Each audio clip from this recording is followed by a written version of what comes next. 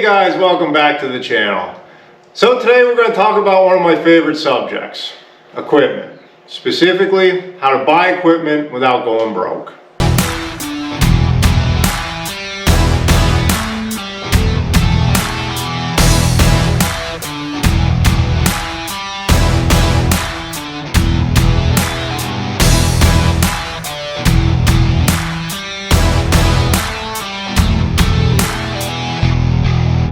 So you don't often see me sitting down on the job here on this channel, but I teased this video a little while back and well, I thought I better make it before I forget to do it. But it's actually one I'm pretty excited about. I can tell you in my experience, there's two groups of people. You bring up the subject of equipment, you better have a couple hours on your hands. That's woodworkers and farmers, and well, unfortunately for you guys, I'm both of those things. But I'm going to try to keep this reasonably short, not be too long-winded. I do sometimes tend to ramble. But basically what I wanted to talk about, if you've been watching the channel, you know I have a ton of equipment. In this building alone behind me, there's honestly probably 6 figures worth of equipment. And I don't say that to brag, I'm just, you know, if you know me. I'm not that way, but I'm just kind of illustrating the point. This is an expensive business. But I probably paid way less for this stuff than you would think just by looking at it. So I wanted to kind of share with you kind of some tips and tricks, some things I've learned along the way, because I've bought and sold a lot of equipment. So like every video I do, of course I didn't script anything, I'm just kind of going off the cuff here. So hopefully I can put this together in something that makes some sense and give you kind of a plan of action maybe, so to speak. But the first thing I do when I'm looking to buy a piece of equipment, whether it be a planer or a tractor or a truck, or this is really applicable to anything, doesn't have to be woodworking, it pretty much any physical piece of equipment this process applies to. I'm going to kind of specifically talk about woodworking since I'm sitting in front of a planer. The first thing I do is define exactly what I want. Do I want a 15-inch planer? Do I want a 25-inch planer? How many horsepower do I need? Stuff like that, details. Now, if you're just starting out in woodworking, you're probably not going to know what you want. I've been through probably 4 planers till I got to this one, kind of working my way up each time, kind of outgrowing them, and that's fine too. You know, but just kind of get a basics of, well, I want this, I don't want that, things like that. So once you define exactly what you're looking for, hop on the interwebs. There's never been a better time to find equipment. You have the power of the internet at your fingertips. You can look up specs on just about every machine ever made. You can do research, you can look at forums, you can look on Facebook. Basically, there are no mysteries anymore. If there's a machine out there, you can find information on it. You can find out if you think it fits your bill, you know, if the size fits your space, if you know it has the specs you're looking for, and go from there. So once you kind of narrow down what you're looking for, specs and possibly some makes and models of machines, I start doing a deep dive. I get on Facebook Marketplace and Craigslist and eBay and just start looking around, try to get a feel for what the market is, what things are trading for, see what's available. And hey, sometimes you stumble into something right away that you think's a good deal and you can jump on it. Sometimes it takes a little bit more patience. But particularly with woodworking machinery, I find there's kind of 2 situations that are going to pop up. One, this is very common. Somebody inherits something and they have no use for it. Usually estate sales, let's face it, a lot of woodworkers are older folks, and when they pass on, you know, there's just nobody there to take on their equipment and nobody wants it. And not to take advantage of somebody's misfortune, but a lot of times the family just kind of wants it gone. And if you can facilitate that, well, you get a good deal. So that's something very common. You see all the time, estate sales, auctions, you know, Facebook ads, stuff like that. The other situation you're going to find a lot of times with equipment is somebody has something and it needs work. and they don't want to do it. They just want it gone. And if you're willing to put in some sweat equity, put some money into it in parts and labor, you can find yourself a great deal. That was the situation with this Northfield behind me. I'll give you that as a kind of a case study here in a second. But I've done very well over the years, you know, with different situations. And along with that first situation, you know, sometimes you get shops going out of business. I bought plenty of equipment from wood shops that were just going out of business, and they needed to liquidate everything. And if you can come in and get the stuff out of their way, cash talks, and you can usually walk away with a pretty good deal. So those are the situations you want to be looking for. And it's one of those things you gotta wait, and then jump. You know, usually if you have patience, once you see a good deal, if you jump on it, if you're the first one there, cash in hand, you know, you're an eager buyer that's willing to work with the seller and, you know, make their life painless, not really fool around a lot, not ask them 50,000 questions, just show up, evaluate the machine, get it out of their way. That's usually how you get a deal done. So the one thing, or maybe multiple things here, you have to look for when you're buying a used machine: does it run? Does it operate? Does it need work? You know, if you're not particularly familiar with the machine, if you've never owned, you know, a planer or a jointer or radial arm saw or whatever before, you might be going into it a little bit blind. In a perfect world, if you can start it and run it and see it run, well, that's as good as gold. But a lot of times you're just, for one reason or another, it's in storage, or you're just not going to be able to do that. So then you have to use your best, you know, detective skills to kind of evaluate the machine. You're going to check bearings, make sure, you know, the castings aren't cracked, stuff like that.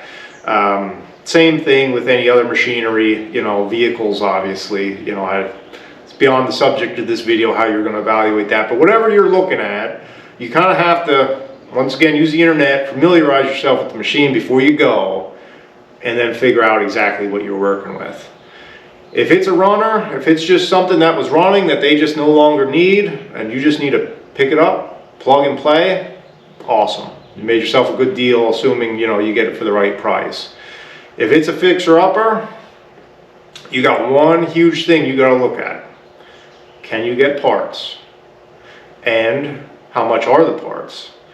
A lot of these older machines, you can't get parts for anymore.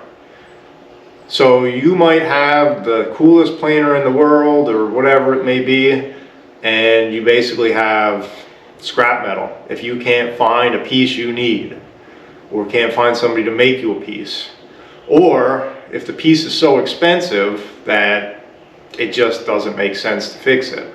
So that is one thing you absolutely need to be careful of when you're buying used machinery of any type. Are parts available? That's always the first thing I look at. So let's talk about this Northfield behind me. So I was in the market for a planer. I had a big old Powermatic 20-inch, 10 horsepower, and it was a good machine. Had it for many years, and it served me very well. I don't even want to think about how many, probably hundreds of thousands of board feet I fed through that thing. But it was getting a little tired, and I was getting a little tired of it. I wanted something a little bit wider that I could do countertops in one pass, and I wanted a little bit more power and, you know, a few other features. So I was loosely searching for a planer. Another tip I will say, always look at the new market and kind of get a gauge of what the new market is, and then if you're buying used, figure accordingly. Because don't get me wrong, I do buy some equipment new. Sometimes that is the best deal. This molder aside of me here, that was brand new, has a warranty. You know, there's something to be said for that too. So it all depends. You know, sometimes new is your best deal.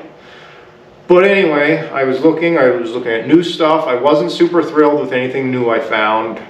Won't get into the whole subject of new Taiwanese machines are mostly sheet metal and aren't quite the quality of older American machines. That's a subject for a different video.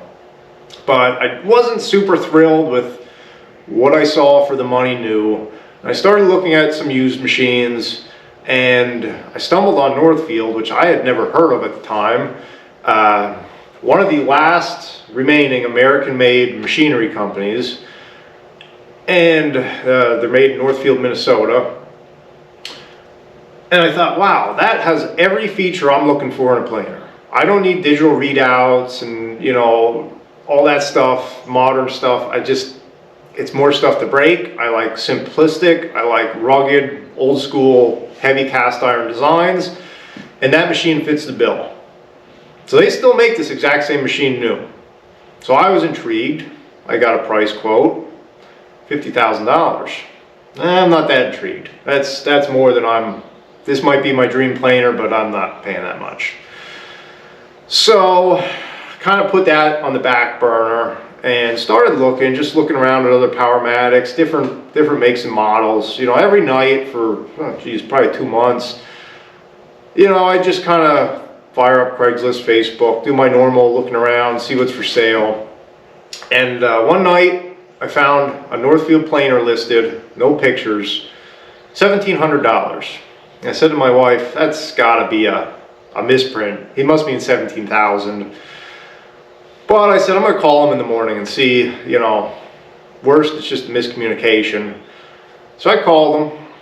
No, 1,700. He said it's got some issues. It needs some work. You know, it's got some feed problems, and I've never run it. And I was planning on setting up a shop, but that fell through, and now it's sitting in my garage. And my wife wants it gone, and I just need to get rid of it. Okay. I said, I'm very interested. I said, let me make a few phone calls, and we'll see if we can't get something done here. So my next step, obviously, do a deep dive on Northfield. Called them, was able to talk to somebody at Northfield. One amazing feature that most of the time, 99 out of 100 times, you're not going to have this luxury. They keep records of all their machines. Anytime somebody orders parts for one of their machines, they record the serial number and they know what parts have been ordered for this machine. So they were able to tell me a history of this machine, who owned it and when, from brand new, this is 1969, believe it or not, to present day. And they were able to tell me every work that's been done on that machine. And their first reaction was, ooh, that machine needs a lot of work. The feed system was gutted. Somebody put on a homemade feed system. It's probably one to stay away from. I said, okay, well, why don't you work me up a quote on what a whole new feed system would cost? So they did.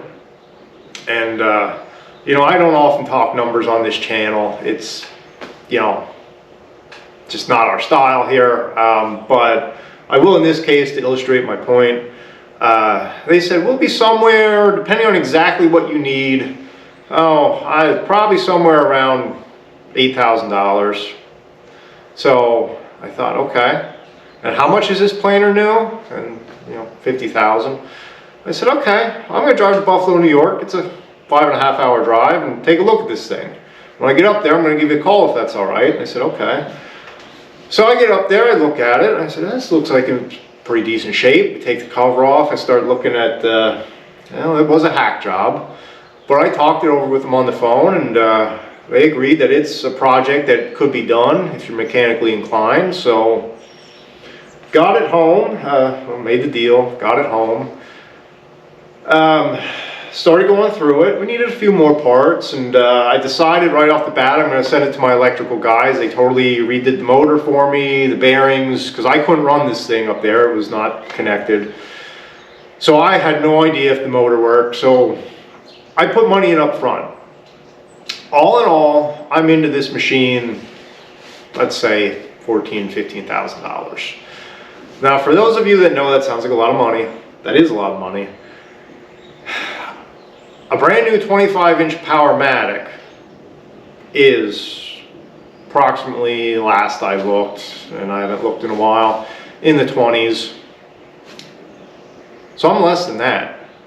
And let me tell you folks, this machine will outrun a brand new Powermatic any day of the week. So once again, I don't say that to brag. I just say that as, you know, that's what's out there. Now, I will say this is probably the best deal I've ever made, but I've made a lot of deals very similar to it. My joiner that's back there, that was a deal. It was too big for the guy's shop. One of my customers, he couldn't fit it into his new shop, so he had to get rid of it and downsize. So we made a trade deal for some lumber he needed. That was very advantageous. My straight line rip saw was used, a guy going out of business. And I can go on, but you know, it's paying attention, knowing exactly what you want. Cash in hand is always key. You know, people don't want to wait for you to figure things out. They want, usually if they're going to give you a deal, they want you to do all the work and get it out of my life. So that's what you have to be equipped to do. Sometimes that's a challenge. This machine is 3,300 pounds. I had to rent a forklift in Buffalo, New York for the day, pay to have it put onto my trailer and all that, you know, so you have to jump through some hoops to get this stuff done. Luckily I have a knuckle boom truck that I can pick a lot of equipment. That's made a lot of deals for me. My drum sander, my 37-inch drum sander, I could pick it out of a garage doorway and load it onto my truck, and that kind of made the deal. You know, I could get it out of there, they had no way to move it. So it's all these special situations. If you apply yourself and figure out a way, you can usually save a ton of money. So